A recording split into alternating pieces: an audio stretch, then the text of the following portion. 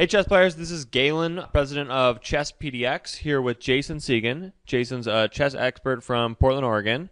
And today we're talking a little bit about Shredder. the Shredder computer chess. So you guys may have heard about this before. Here's the home screen from shredderchess.com. And looks like Shredder's won some chess tournaments. Yes, Computer Chess Blitz Champion in 2013, Computer Chess Software Champion 2010, and Blitz Champion in 2010. They've made some strong engines over the years. Yeah, so this is a strong engine, and you can see that you can buy Shredder here. This is the engine. It doesn't come with a GUI, right? It doesn't come with a graphical interface. You load it into a GUI like Fritz, for example, right? Yeah, I'm pretty sure. So this is the engine, and there's other things like Arena, I think, is an open source software. You download a graphical user interface on the one side, and you connect it with an engine on the other side. And I think this is specifically the engine. Do you think that's right? I think so. All right, so that's what we think. We're not 100% sure because we're giving you reality chess TV. That's what this is. Okay, so it looks like there are news products and downloads. We were also going to talk. Let's go through these really quick. Looks like it runs on PC, Mac, or Linux. They also got a chess tutor. They got apps for Android and iOS, right? Mm-hmm. So that's pretty cool. Yep. So different interfaces that you can run it on, and looks like you can download it from this website. I would like to sell this on chesspdx.com, but haven't pulled it off yet. So let's jump to a few things. So here there is an endgame database on shredderchess.com. Can you tell us what this means? Yeah, so an endgame tablebase or database is a very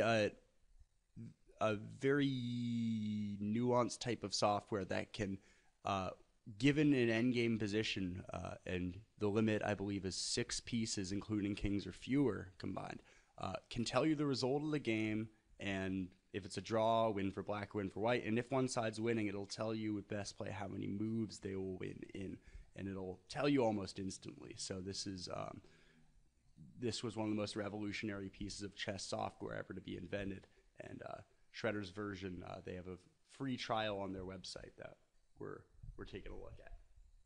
So I gotta get this. So right now it won't tell me the result because I have 7 pieces on the board, right? So I have to take one of these off, I think. Okay, now I got 6. So it'll tell me that this is a draw, but if this move is played, then he loses because you just take it. So that seems kind of obvious, but in some cases this could be... Let's see, I don't understand how you take a piece off the board. You press the blank thing there.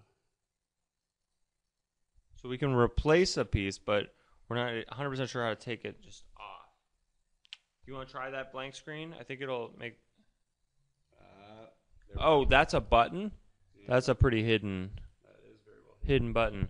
So give us a more complex position that's not like all a draw. Okay. So if we wanted to give us something with a little more play in it, let's do a rook and pawn ending. Those are always tricky. All right. So now we're gonna make it a little more difficult. And now we see it's a draw, given that the pawns are no longer as close to advancing, and the king is in better position. Before we saw an optimal F and H pawn type position for white now. So this is, again, endgame databases. You have up to 6 chess pieces, and it automatically, like, really quickly knows whether it's a draw or exactly how to win with some type of mathematical algorithm, right? And so sometimes when we think about solving chess, we think, like, it's going to be in the opening, and then there's only so many moves, and it goes this or that way. But this is like thinking backwards, isn't it? Very much so. This will take you to the end position and then rewind to here and tell you how you got there. And here we can even see it goes down the list of every legal move to the point where almost all of them are draws, no matter what white does. And then it lists the 3 moves that would hang white's rook and lets us know that those would indeed lose for white. Yeah, so as they build out these endgame databases to more than 6 men's, as 8 and then 10, right? If they got to 32, it would actually solve chess. Is that? That is correct. It's easier said than done, obviously, but that's what we'd be striving for. Yeah, well, some people are striving for it. Some people would be pretty pissed off. Okay, so that's a great feature that's free on the Shredder Chess website. Also, we got this opening database. Can you tell us a little bit about how people can use an opening database? Right. So opening databases are a very popular tool to learn, to flesh out a repertoire, or to just, if it's been nagging you that you get one variation of an opening all the time, don't know what to do in it, you can very quickly see a database of thousands of Grandmaster games and what was played in their games, what was the result, how they continued. So it can be very useful in that sense. Nice, that makes a lot of sense. So show us a position where you think an opening database might be useful. All right. So I'll explain what he's doing. So up top, there's a chess board, and then on the bottom, go ahead and do the position. On the bottom, there's all the different moves that have been played, and this is like a database of different games. And so you can see in 9,000 games, this or that move has been played, and so it has them categorized, like indexed over wins, draws, or losses, as well as the year, the ratings of the players, and how well they ended up doing. So if we take, for instance, the quirky Ponziani opening, which Magnus Carlsen recently used to beat Pentala Hari Krishna, a lot of players might say, hey, I didn't know Grandmasters played that, but I've seen that in my Blitz games. What should I do? And one possible answer here, if we look here, is very easy to slip into a bad position quickly, but what Carlsen himself did was treated it much like a C3 Sicilian here. Right. And quickly found good play. So this was good for White in his game. This was probably about level. Carlsen ventured this way as black. I know the game took a similar course when Carlsen was on the white end, but ever so slightly different. I believe that one went a little more. No. D5 right here. There we go.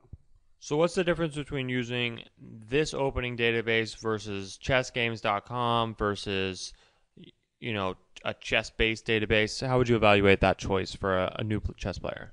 I would say that one feature that the Shredder opening database specifically offers is that you do not need premium membership of any sort to navigate all the way through, as you do with probably its main competitor, the chessgames.com opening explorer.